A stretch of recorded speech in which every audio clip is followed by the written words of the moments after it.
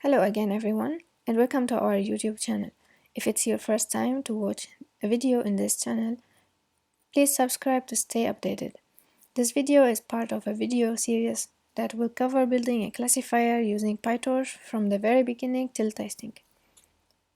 So stay tuned and let's get started. In this video, I will mainly talk about the idea behind this classifier that we are building in this PyTorch series. I will also show you how the data should be prepared, what to put in your folders, how to name it, and stuff like this. Then I will show you again how you get the data and define directories, just a recap. And I will explain about transforms and data augmentation in general. I will show you how to use a function called ImageFolder, and I will show you how to use data loaders. And I will answer a question that was asked with the comments below the last video about how to use your data when you upload it to Google Drive.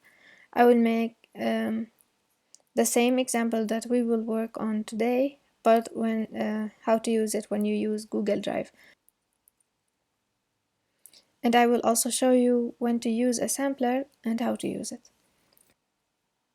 So this was the content, the general content of this video, and now we will start the work. Today I have here with me two new notebooks.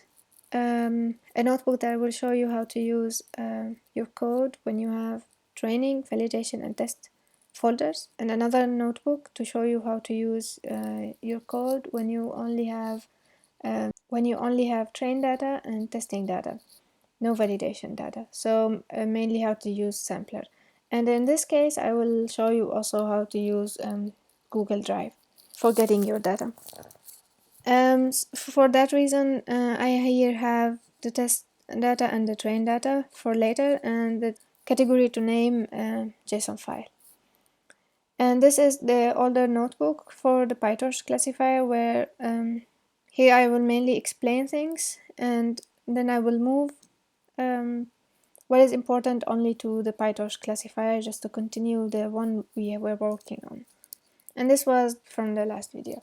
So let's just get started with the one I told you about.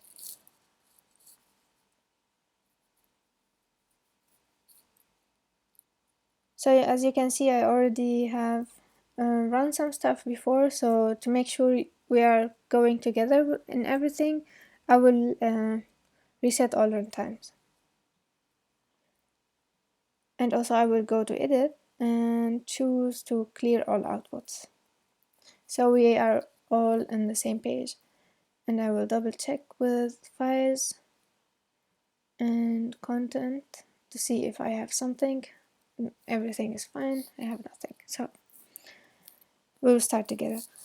So the idea behind this specific classifier was to build a classifier that is capable of classifying 102 categories of flowers. Yeah, it was given to 10,000 applicants who participated in the PyTorch challenge from Udacity and Facebook AI. And then this PyTorch challenge was given to pick only 3% of the people, which was unfortunate because they were all brilliant. So only 300 people of the ones who participated in the PyTorch challenge were then given the chance to do a scholarship for a full nano degree in deep learning. And there we used PyTorch, of course, and we used also SageMaker from Amazon to deploy our models on a web application. And also there was an in-class competition in Kaggle that you can also have a look at it. So this classifier mainly learns 102 categories of flowers and predicts what category of flowers the new input image is. That was the main idea. So now back to the code. I just want to mention that here I once told you that we needed to uninstall the last version of Pillow. I think this is not needed, so we can delete this or comment it. So mainly you just need to install PyTorch version, the right one. We no more need version 040 because it's now outdated. We have 1.0 post 2 and others. And check the torch version, and then we need a pillow version of 5.3.0.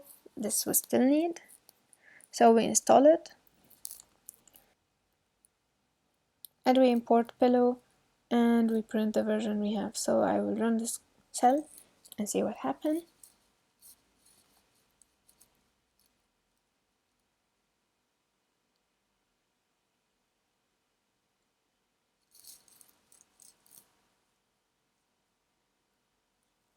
So as you can see, the typical thing that can happen is that you don't get the right pillow version. So what we will do, as we said before, is to restart the runtime. Restart runtime.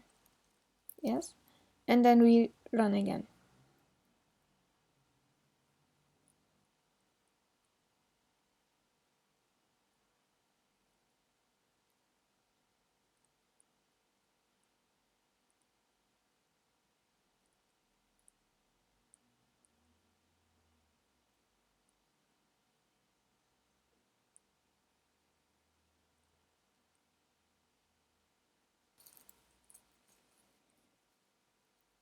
Yeah, we see now that we have a torch version of 1.01 post 2, and this is the latest one, and the pillow version 5.3.0.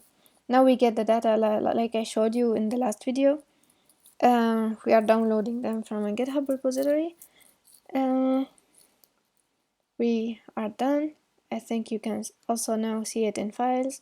If you go up and go to content, you will see now we have category to name JSON file and we have tar.gz file. So we have to unzip it again, like last time.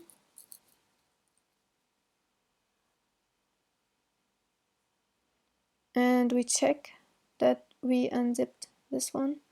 Of course, we still don't see it here, so we refresh. Now I see test, train, and validation. So we can remove now the zip file because we don't need it anymore. We run this cell. Also to see the difference, we refresh. It's gone. Now we import all the other libraries. For now we don't need this cell, so I will delete this one. Because in the other notebook I will show you how to use Google Drive. So what we will need now is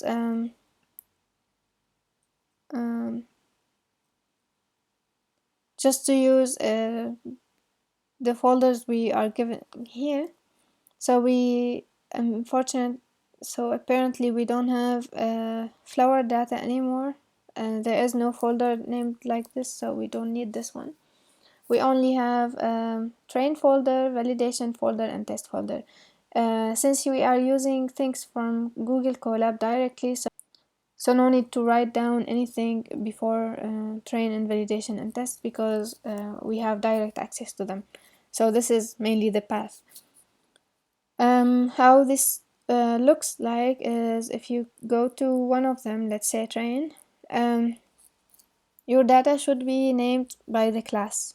So if we have two classes, sick and healthy, for example, you should name the folder sick and another folder healthy. Inside of them, you should put all the images that belongs to this class. So now we have 102 flowers, so we have 102 folders named from 1 to 102, and inside each one of them there are flowers. You don't need to as you can see, you don't need to name class 1 image 1, class 1 image 2, and etc. Any name of the image is fine because what matters is the folder name.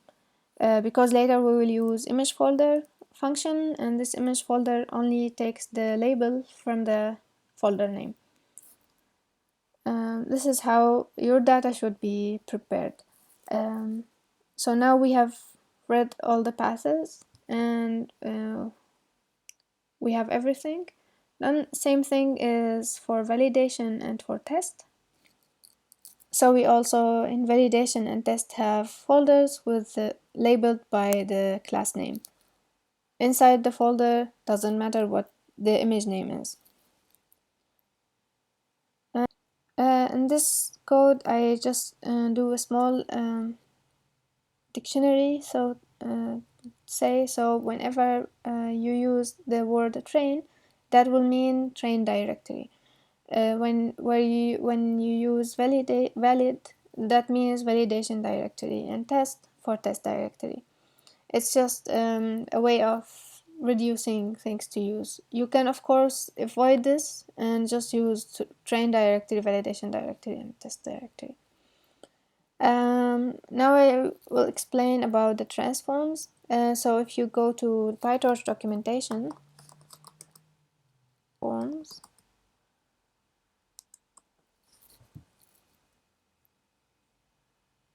you can see what I'm talking about. So they explain in the PyTorch documentation about how to use transforms. Usually you use it with a function compose, because you don't just want to apply one transform. You apply usually more than one. So they show you how to use it. You just concatenate stuff. So you put this brackets here, and inside your first transform and your second transform. Basically, always we need to use transforms to tensor, because we are using GPUs, and GPUs only work with tensor. And you can add another transform like center crop, for example. If you scroll down, you can see all the transforms that can be applied on PIL images, so pillow images. So there's center crop. You have your image, and then you crop it from the center to the size that you specify. One note to know is when you use just a number, it means that, for example, 224, that means 224, 224. They explain this in the documentation. So I recommend reading through this documentation because it gives you better understanding about what to do with your images. So for example, color jitter is mainly used when you have medical images. And in my thesis, for example, I use only 0.1, 0.1, 0.1, 0.1, and it works like magic. You can see 5 crop too. So your image is cropped from the edges and from the center for data augmentation. So data augmentation means doing transformation on your data, and instead of having only one image, you now have several copies of your image that has several transforms applied to it, like rotation, grayscale, padding. By the way, if you don't really know what padding means, something like this. So you have your image, make it bigger. So if you have your original image, padding means you add an extra layer around it. Either empty pixels or these pixels copied to this pixel. There are several techniques. You will learn about this in computer vision. I will skip this for now. I will not speak about it in details because it's not the goal of this video. But you can also read through it, and maybe whenever you feel uncomfortable with something, just Google it. Or ask me in the description and I will try to answer. And there's then random affine. So people from computer vision know what affine means. It's also transformations like translation, scaling, and shearing.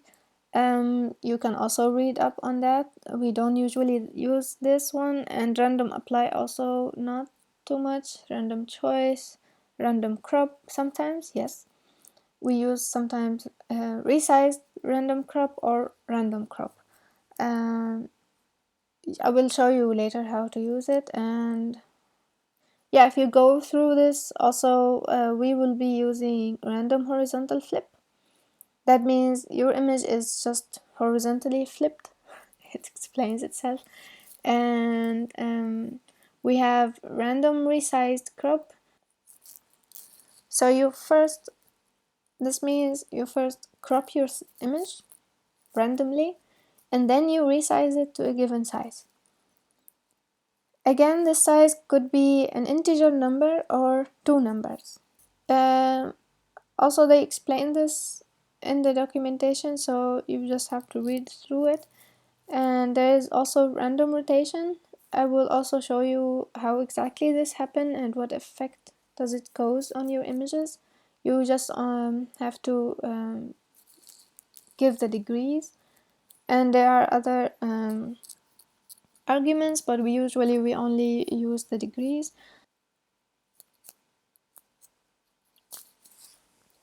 This one is deprecated, so it's not used anymore. You can see also there's random vertical flip, not only horizontal one. These all transformations are just given to take all cases that the user might possibly use. So sometimes people might take a picture of something that is flipped or in a landscape mode or tilted a little bit.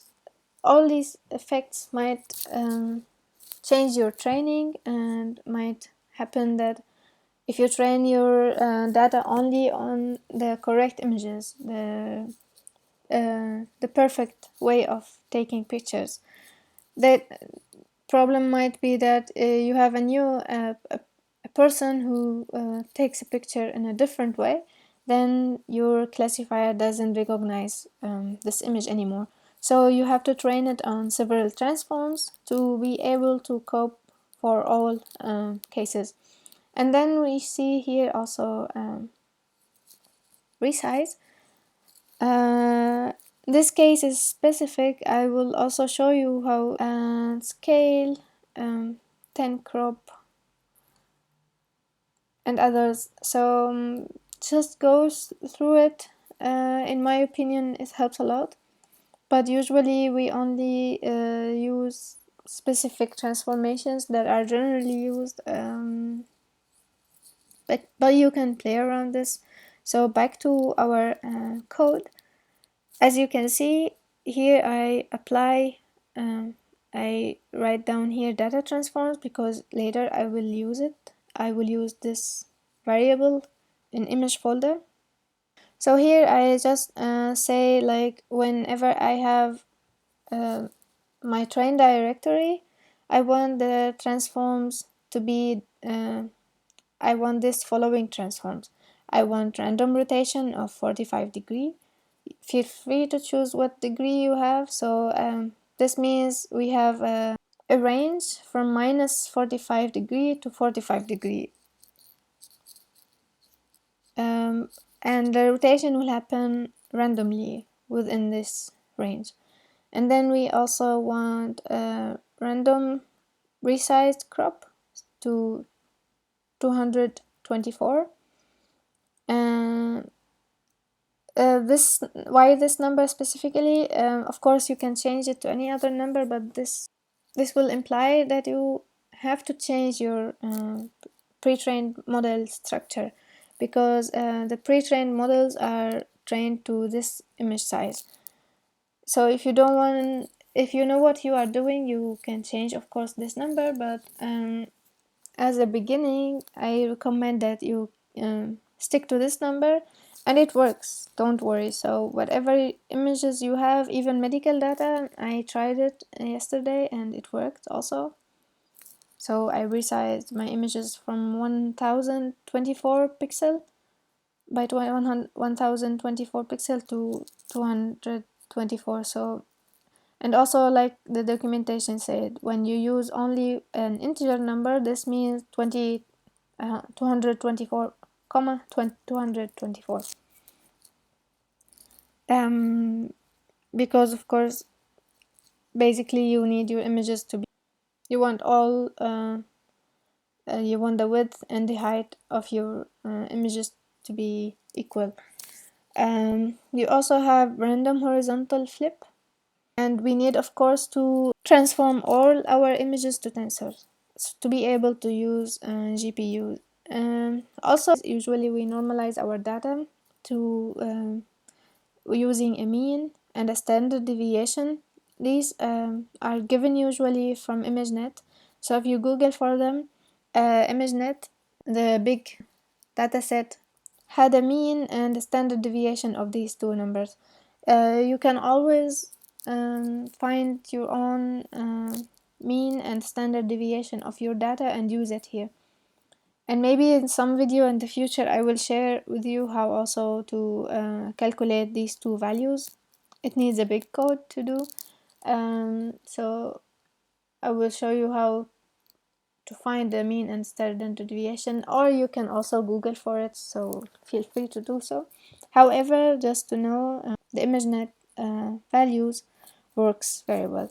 You can of course choose any other transformations to use, and then as you can see, we all have put into these brackets and then use the function transforms.compose, because of course you are not using only one transformation, you are using several ones, so you need the function compose.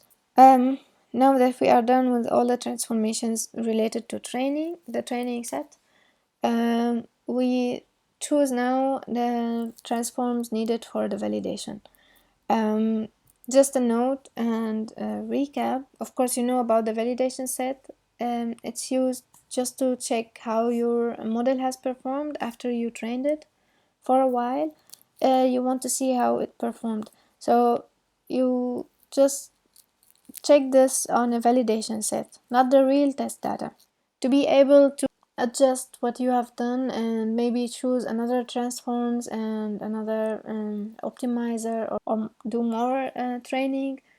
So you always just use the validation set to fine-tune your model. This is the goal of the validation set.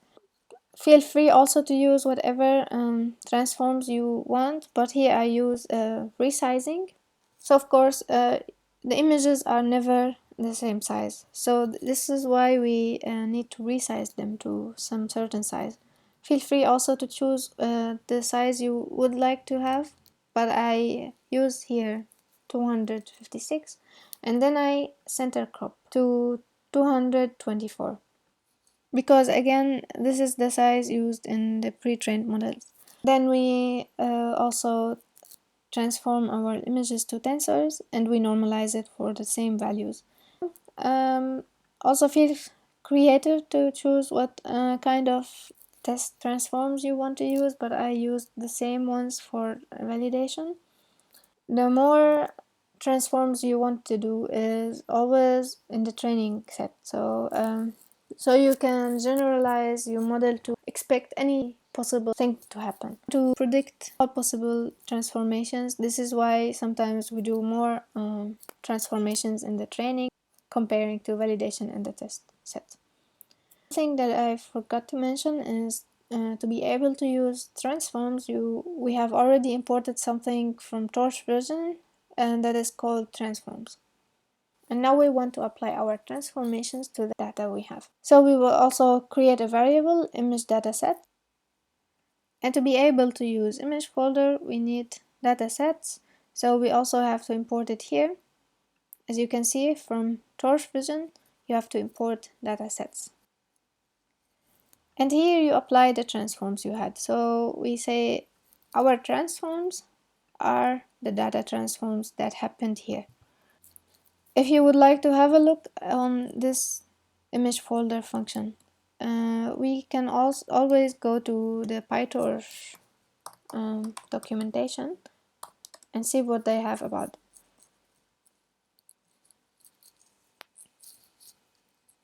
So as you can see, this is how you use it. So ImageNet data, and then image folder, path to the image, and then you always use it with data loaders, and the one we didn't see yet. So however, when you have a ready dataset that is publicly shared and very well known, they already have made some functions that deal with this datasets. So for example, you have, as you can see, you have MNIST dataset, MNIST for fashion, Coco data, ImageNet 12, CFAR, whatever.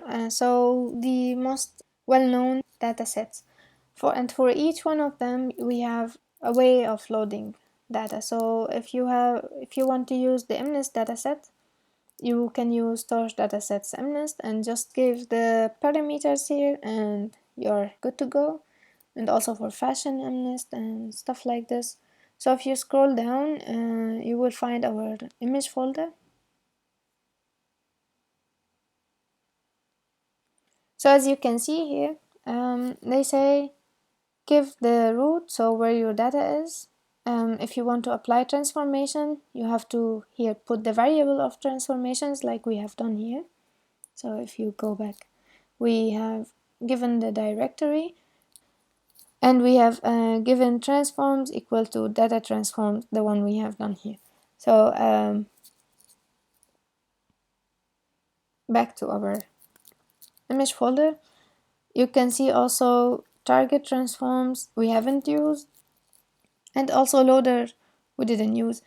You can use it separately. So here they explain the way you need to prepare your data. So you have your directory, and then you have the first class, let's say dog, and then you can name your image whatever, another name, so it doesn't matter what name is inside. The most important thing is that your folder is named as the first class, and then your second class should be named, like for example here cat, and then whatever name is inside doesn't matter. So to show you how this might look like when you have folders, let's assume that you have a directory named dataset where you put all your data in. Then you usually specify 3 folders: train folder, validation folder, and test folder. And inside each one of them, you have the 2 classes you are specifying. 2 classes or 3 classes or 100 class, it depends on your classification task. So in our case for the flowers, we have inside the train itself 102 folders for the flowers, while in the documentation they specify that, for example, they have only a cat class and a dog class.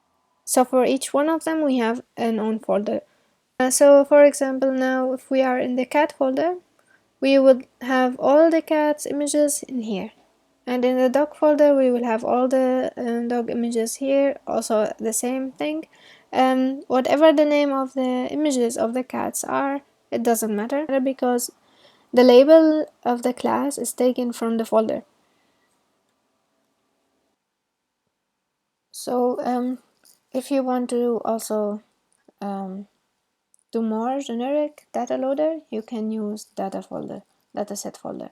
For now we are using image folder, and as you have seen, we have used the directory and we have used the data transforms we have made. Now we want to load this data, so we specified from which folder we want the data to come from, and we specified the transforms we want to apply. Now we want to load this data. To load this data, you have to use data loader, and you have to give the image folders you want to load from, and then the batch size and other parameters like shuffle. So don't take my images one by one, take them randomly.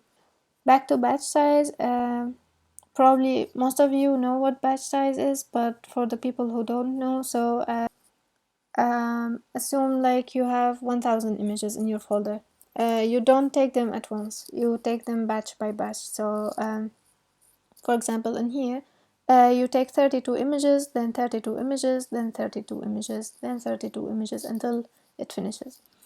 The bigger you use your batch size, the faster, but you consume more memory. Of course, you have to pay attention to this thing here. Sometimes you have, let's say, 1000 image in your folder, and then you have a batch size of 32. 1000 is not dividable by 32, so you will have some remainings, and this might cause an error sometimes. To avoid this case, when you have data that is not dividable by the batch size, is to use something called drop last. If you Google for Dataloader,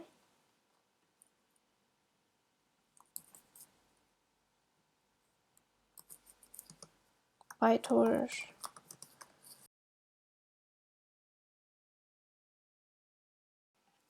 you can see that we have several parameters. So we have the dataset from image folder, batch size, by default is 1, so 1 image at a time, and then shuffle is false, so they don't randomly choose images.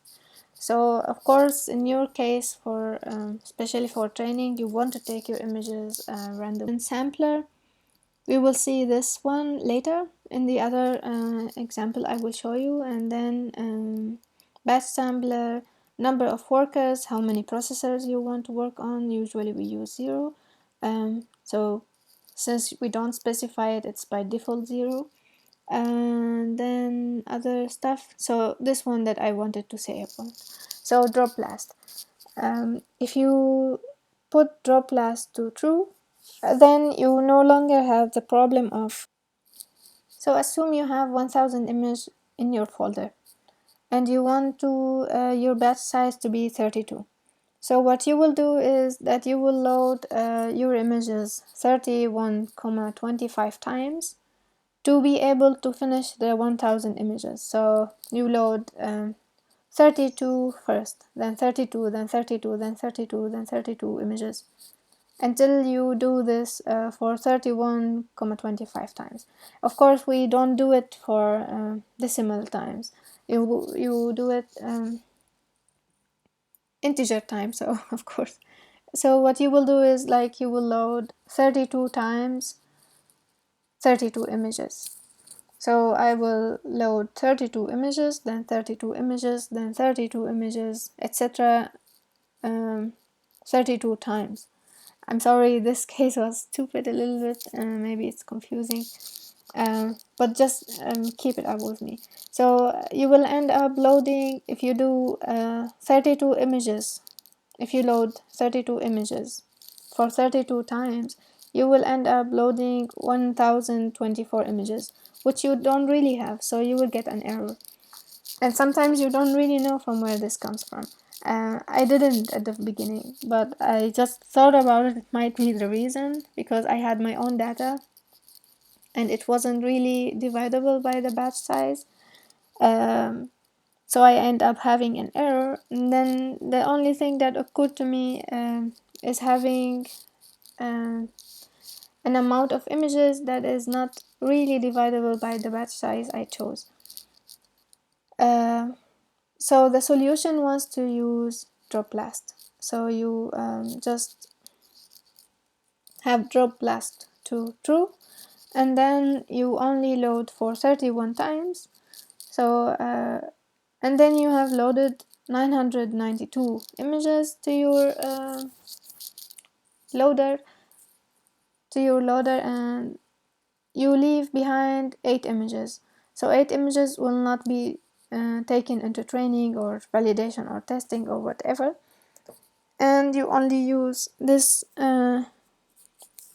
amount of images, and then you avoid all the errors you have. So this I will really explain well with the sampler in the second example. just don't worry about it if you don't understand it now. But just one note why usually you don't choose a number randomly. So the usual batch sizes that are generally used are 1. If you really have issues with your memory, you usually tend to use lower batch size. Then 2, 4, 8, 16, 32, 64, 125, 256, and 512. Of course, you can use bigger if you have the possibility to use a really super GPU. But I think usually, I don't know, but I think I, I, I wasn't ever able to use bigger than 64 batch size, so I don't know. Um, Usually you use 2 to the power n, so this is the usual way of how people use batch sizes. So when you have the public data that is shared, usually this batch size, one of these batch size are always perfect, so you don't have the problem of having extra images or less images than the batch size. So you don't use drop last usually. But I'm just telling you my experience, my own experience. When I tried it with my own data, I had the problem that the number of images I had is not divisible by the batch size, so I had to use drop last, and I didn't know about it. I really had to look hard to find this solution, so I wanted to share my experience with you. Back to the code. Oops.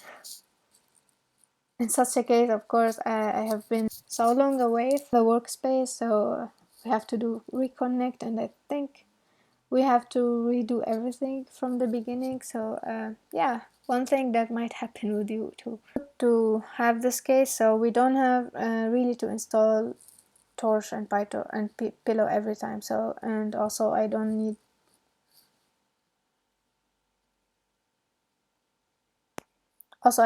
to download the data again, because if you check, you still see it here. No need to do this and this and this, so we just start by the imports. Second one, transforms, and now we also run the cell. So what I only left behind was the data set size. This will be used during the training when we calculate the loss. So just we do it now for later. So it's just by getting the length of the data set for each one of the train, validation, and the test sets. So one thing to know, that ImageFolder allows you to get the classes names. So you don't really have to specify class names and put a list of your labels 123 to 102. So why ImageFolder is really good is because you have the possibility to call this attribute like dot classes. So I only need to call image data sets for which one you want. So I want it, for example, for training, and then dot classes, and you put this result in a variable name, and then you print this. So you will get now all the classes available. If I had cat and dog classes, I will have here dog and cat printed. And then here, as I said, in this case we had a JSON file. So as you can see, the classes were named like from 1 to 102. It's not really the label. Where the label is, we have the category to name. So that was the category 1, for example, and then we match it to its name by the JSON file that they provided. So we run also this cell because we will need the names from here later. If you would like to have a look what is inside the JSON file, I can show it to you here. So for example, 21 means fire lily, and 77 means, for example, passion flower. This will be only used later at the end and will be saved during the training, so for now it doesn't really mean anything to have it here for now, because we will be training and doing validation and everything for these class labels. In the next, I just have an image show function just to see what kind of transformations we have made. So if you want, now that we have applied all these transformations to our training data and validation and test data, I just, for example, want to see how the training images look like before they go into training. So you can just define this function as it is. I also found it online, so you can use it. You can use iterate among the data loaders of the training set, for example, and then choose next. This will give you the images and its label, for example. So since now here we don't want the label, I put this underscore. That means I want to ignore this variable. And then I make a grid for showing, yeah, it says 8 rows, but now you can see it will be 8 columns. Image show, and we run the cell. What happened is we have 8 columns, of course. Why we have 4 rows is because we chose a batch size of 32. So now the data loader here that we called have 32 images. We will see 8 columns and 4 rows because 8 times 4 is 32. And this is just the result of your transformation. So for example, as you can see here, there's something rotated. Here there's something a little bit rotated. Here rotated, rotated. And of course it's cropped randomly. And I want to go one by one with you through them, so to show you how the transforms have been done.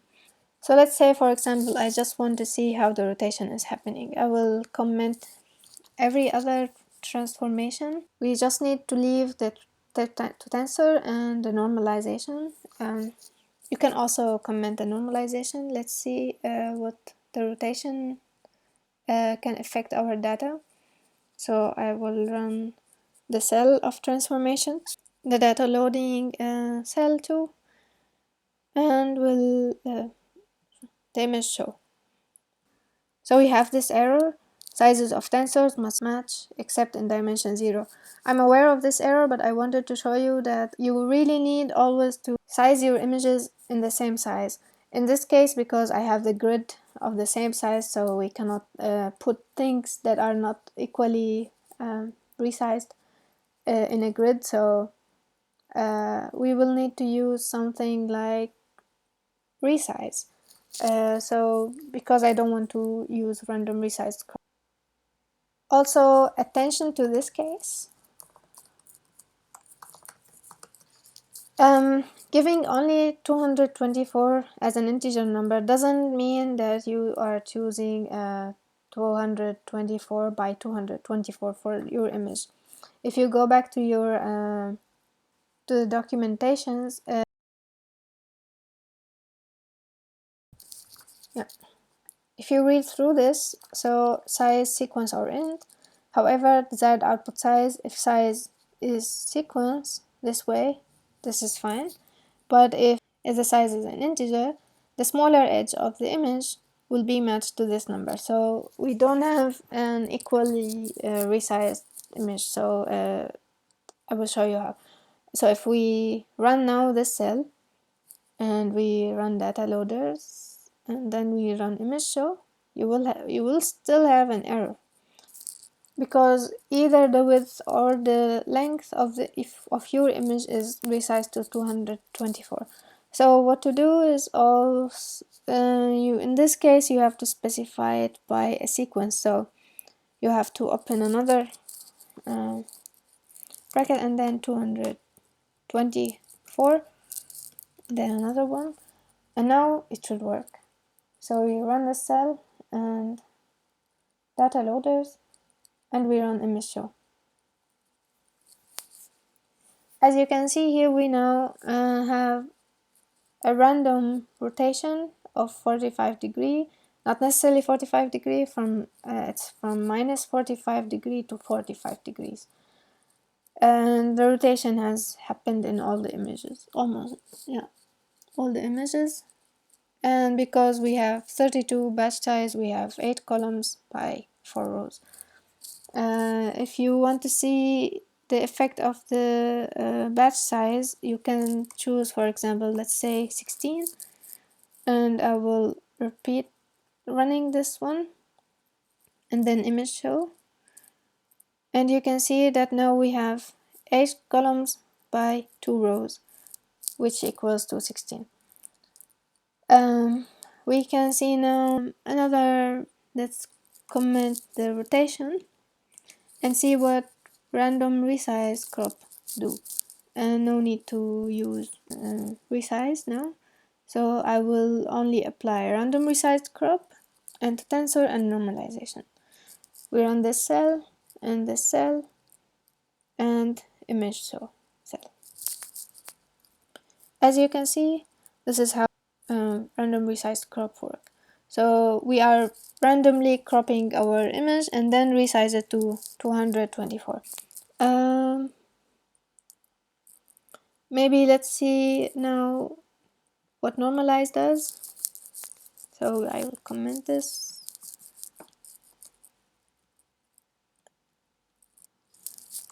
So let's see what is the difference between the one we had. Of course, don't forget to comment the other line. So we only have now random resized crop and to tensor without normalizing.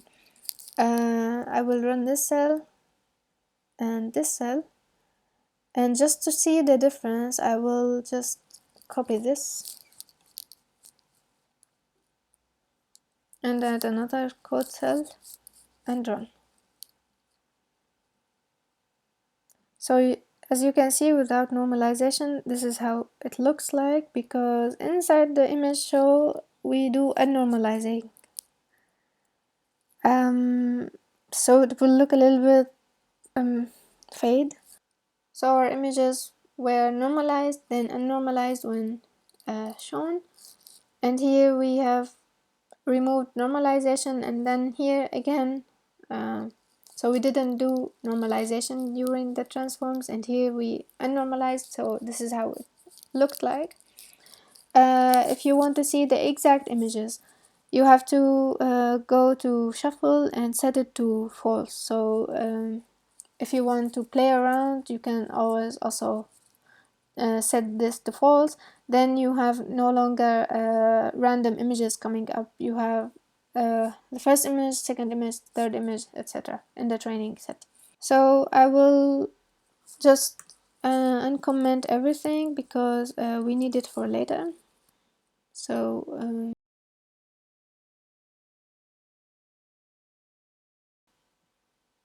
and run the cell, and run the cell. I always recommend that you see what is the output of your loader.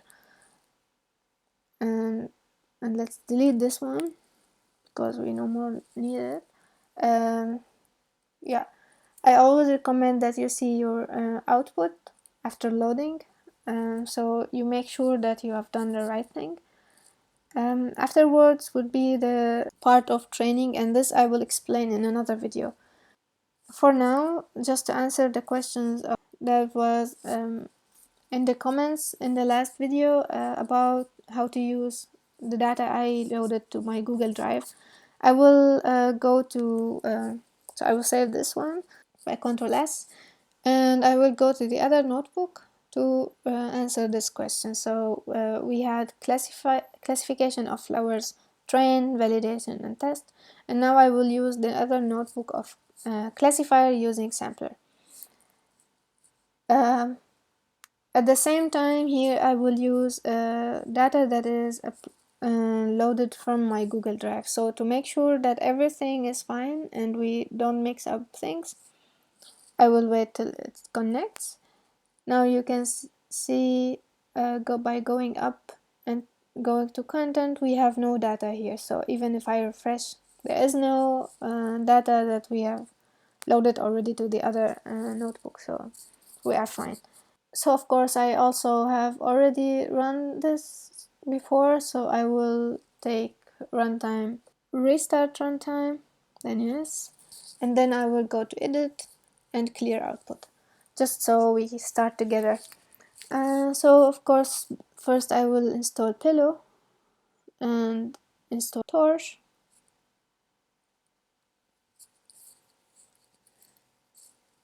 Yeah, it's telling me that you must restart the runtime to get the newly installed version.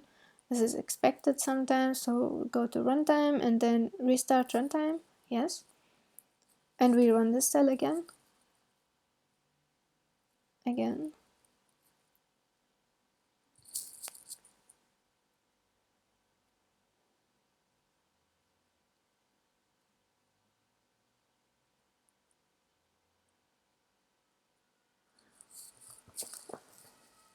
So we are done with this one. Again for Torch, because I restarted the runtime. And now printing what versions we have.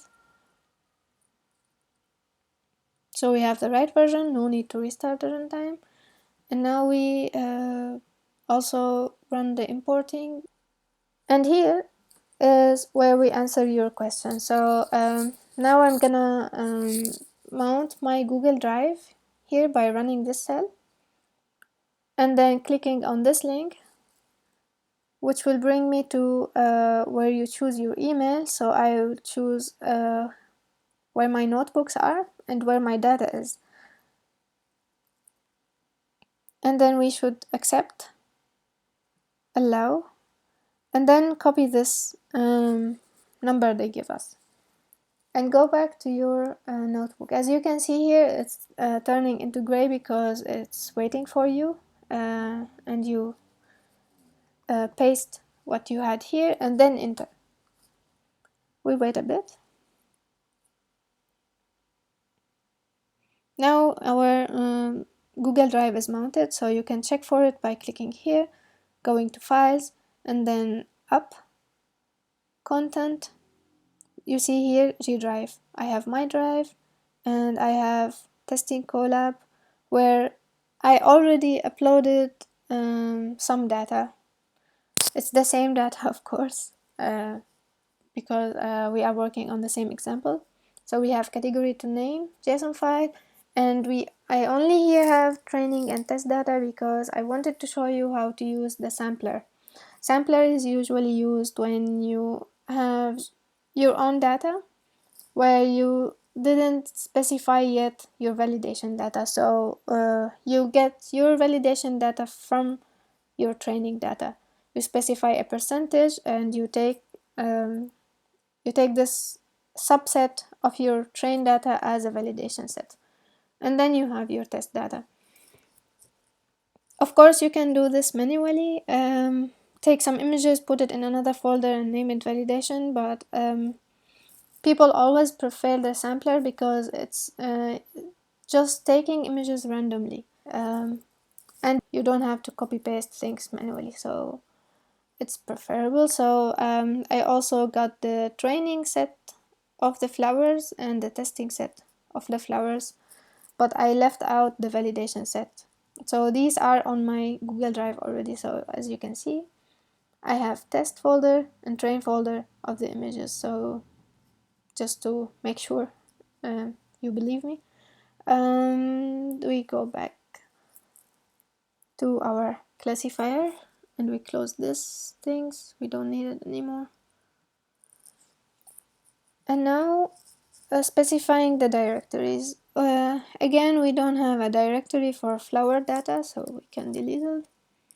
And we can ignore the validation directory, so I commented this out. I'm working on the same code provided before, but I will add stuff. So, but for now, I read the training set from my G Drive. So in the previous example, we just have specified train because our training data was directly inside the content.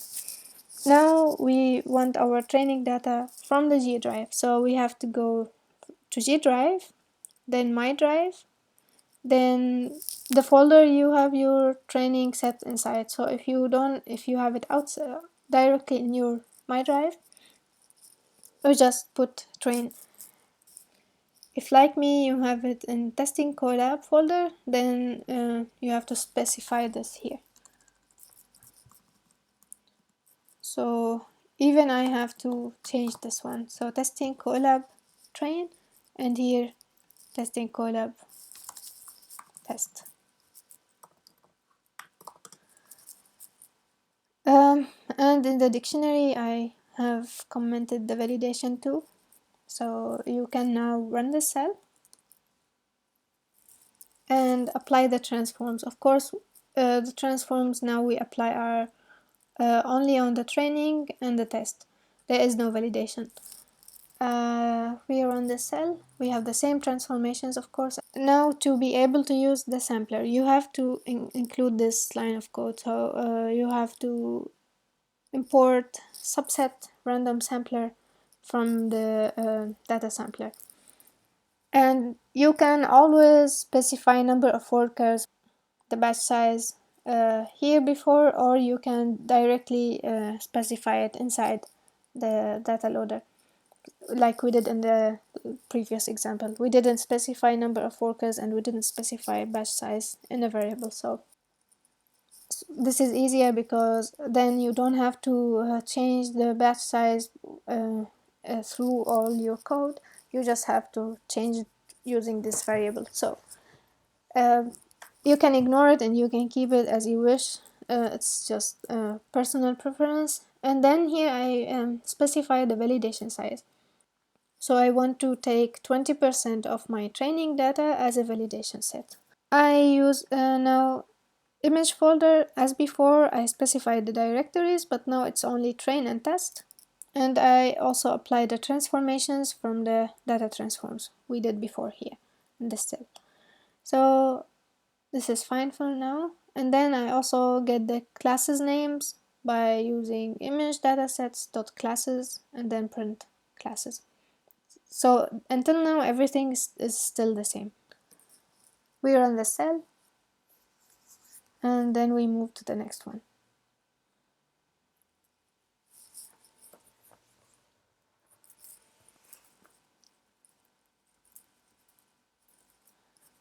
You can see now the classes names as before. Now in the next cell, here is the real business where we do the sampling. So we are here reading the length of the data set of the training to be able to divide it into two sets. So and I printed here just to see what is going on. So I will run the cell so you can follow. So we have 6,552 images in the training set. And now I create indices by creating a list from 0 to this number here. Of course, this number is not included because we start from 0. And then we randomly shuffle between the indices. So I don't want the sampler to take always the first 20 images out of 100 images. I want the 20 images to be randomly chosen. And then I specify a split limit. So we want 20% of the training set to be taken as an integer, and we of course floor it, so it's just some mathematical work here. And then we specify what indices to be in the training set and what indices to be in the validation set. So in the validation set I want to take everything until 20%, and in the training set I want to take all the indices from 20% till the end. So now I just print the length of the training index, how many images I took from the training and how many images I took from the validation. So we created a validation set of 1,310 images, and all the other left images are considered as a training set. Now we only specify the test indices. This is sometimes not important. If you want, you just can use a data loader for test as usual before, as in the last example, but you remove train and validation, you leave test. Or you can do it here also just for the convenience. I only say that the test indices are from 0 to the length of the image dataset test. So then I just print how many images I have for testing. So we have 819 images. Now we have just specified which indices belong to validation and which indices belong to training and which indices belong to testing. Now we want to do the sampling. So you have to use this function, subset random sampler. We already defined it here by including this line. And we do it for training indices, validation indices, and test indices. And then we have the step of the data loader. So this was the same step after the image folder. We just had to create the sampler, and now we are using the data loader. So as you can see, it's still the same thing. So I take from my image dataset training. So I specify the image folder of the training, the one I have used here. So image datasets train, and then I use batch size and drop last to true. Now we use this argument and use train sampler. Number of workers is number of workers. Of course, you can also delete this one.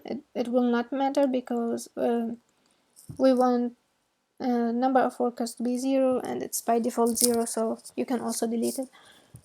Then I use validation loader. I will get my validation data also from the training, but now I will use a sampler for the validation. So validation sampler. And then drop last is equal to true. And I specify also the test loader to be from the test image folder, and I specify batch size, drop last to true, and sampler and number of workers to 0. One important note, when you use sampler, you have to set shuffle to false, or don't specify it at all because by default it's false. You can check for this thing in the documentation. So here when they say sampler defines the strategy to draw samples from the dataset, if specified, shuffle must be false. Here I just print some stuff for your convenience, just to follow how things are working. So we had a batch size of 32, and we had training images of, after sampling, of 5242. So if you divide this number on 32, you will get 163. That means our loader, our training loader, is taking each time 32 images, and this is happening 163 until all the images are fully loaded. And then again, if you check out for validation and divide it by 32, you will get 40. And if you divide the test set by 32, you will get 25. So this means we need 25 times to load our test images in batches of size 32. And then you can see the train sampler size, the validation sampler size, and the test sampler size. This is just repeating what I have basically checked here. It's just so you can see it. You can of course delete this stuff if you feel it's too much to see. Then you can always check for the class names again by taking image datasets, for example train or validation or test, and dot classes, and then you print. Yeah, I know we have done this before, so I will go up and delete this one because apparently I have forgotten this somehow. And we run again everything till that point. Then we read the JSON file. Says that no such file or directory. Let's check files. That's correct, because now I didn't read it from my Google Drive. This is a good mistake. Actually, I didn't see it coming. So we have to include the same path from G drive, my drive, testing collab, and then say category to name JSON file. So I will scroll up to just take this path, copy, and go down and paste it here. Not yet. Yeah, that's because apparently in the imports we didn't have JSON. Import JSON. This should fix the problem. Yeah, sorry for that. I had to do this example on a bit of rush. Now it should work. Now we are fine, and now we are checking just to see what our images look like. So we have the image show function, and we are iterating through the train loader. Yeah, before we had image dataset train. Now we are changing back to the train loader we have specified, so the variable is a little bit different. I will just put it side by side so you can see.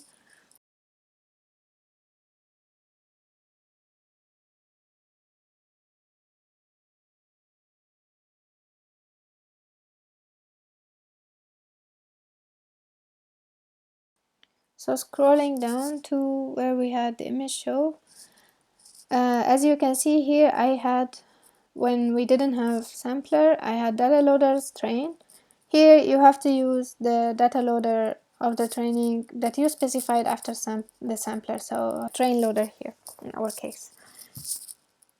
And you can see more images because the batch size is 32, not 16 as in the previous example.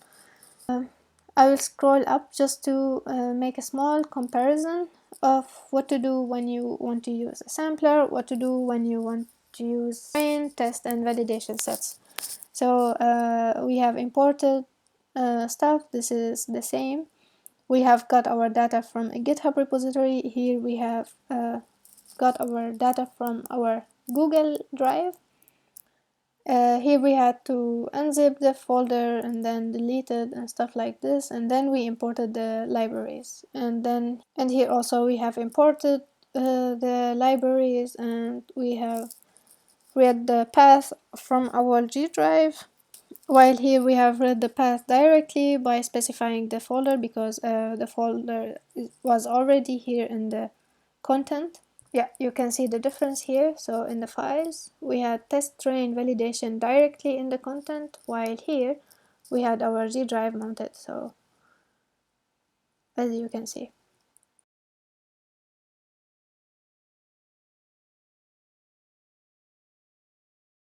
Then we had our transforms applied to train, validation, and test, while here we had our transforms only applied to training and test.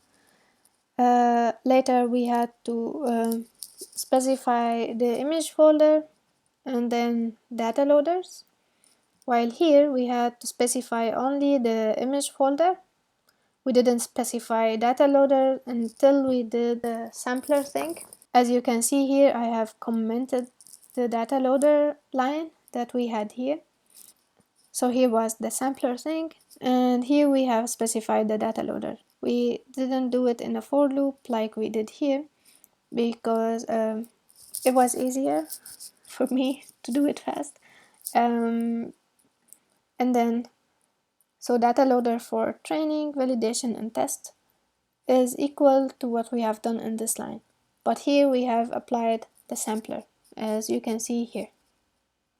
Then we also printed the class names, as here, and we have read the JSON file when we had the JSON file directly on the virtual machine of Google Colab, so in the content, while when we were reading it from our Google Drive, we had to specify the path to our Google Drive. And then we have shown some images, as you can see, and then the training just will continue as normal. So In the next video, I will explain to you how to use pre-trained models like ResNet 18, VGG 16 or others. I will have some comments about other models, and I will show you two ways of how you can define your own architecture. And it takes some time to show you this, so please be patient. If you really need to continue with your training, I will provide this two notebooks on my GitHub repository in the description below. So don't worry, just keep the work. Let me know if you have any question. So now in the rest of this video, what I will do is mainly just to move the important things to the PyTorch classifier that we were working on. So if you remember, we reached till the point where we deleted the flower zip file. And now we want to add the additional things that we have done in the classification of flowers terrain validation test, the first example we did. So I will scroll down to pick up the things that I need. So imports we did already, directories we didn't, so I will copy this and move it to the PyTorch classifier notebook, paste, and then data transforms we didn't do, so of course we need them, and add another cell for code, paste, and also we need the data loaders and image folder functions, so we also add them in the new cell.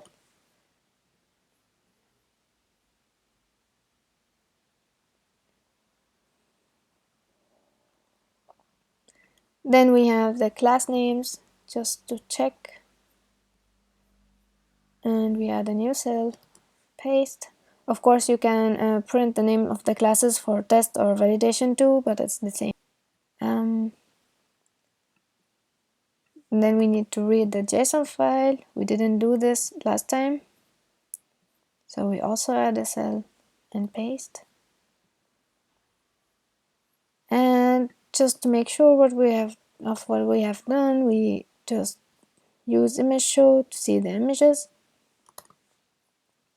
Again, you can also check out for the testing and validation instead of training. Afterwards comes the building of your model, or using a pre-trained model and then training and then validation and then testing. So this will be in the following videos, and we save our work by Ctrl+S. Of course, this notebook will be also provided with some comments and some text cells to explain what is happening in each one of the cells. You can reach these notebooks, of course, from my GitHub repository that I will also share the link for in the description.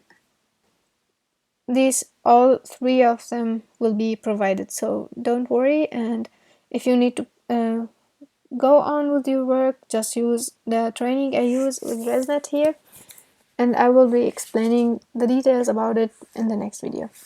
Hope you have learned something from what we have done together, and I thank you for watching and hope to see you in the next time.